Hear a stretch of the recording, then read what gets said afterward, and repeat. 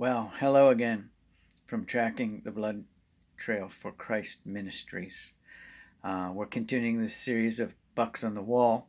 This is a small 8-point that I have on the wall here.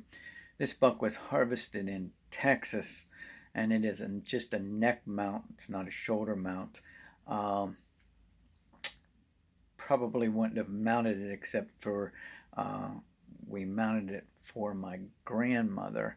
She had a big doe of my grandfather's, great grandfather's, and she wanted a buck to go along with it. So there he is. Nothing real exciting other than, well, I was bow hunting in Texas, South Texas, and hunting over a feeder, which is the seemingly general practice over there, was set up in a tripod stand, and this deer came in.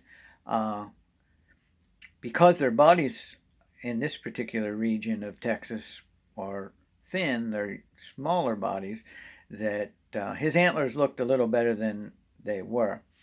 But I decided to harvest this deer, and the unique thing about it was this deer, my arrow hit this deer on the opposite side of where I was aiming at him.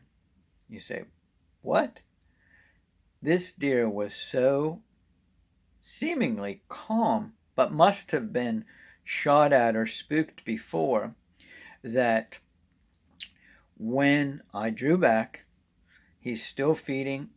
I put the pin behind his shoulder, and as I release the arrow at the sound of the bow, this deer drops and spins away and does a complete U-turn until the time that the arrow got to him, and I ended up shooting him on the opposite side that I aimed at him, if you can imagine that.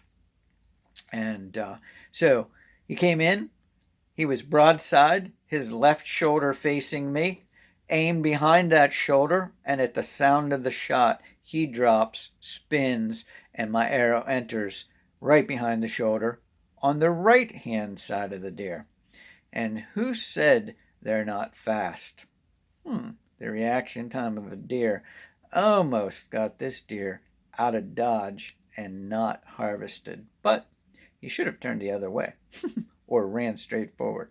Anyway, small 8-point harvest in Texas a long time ago.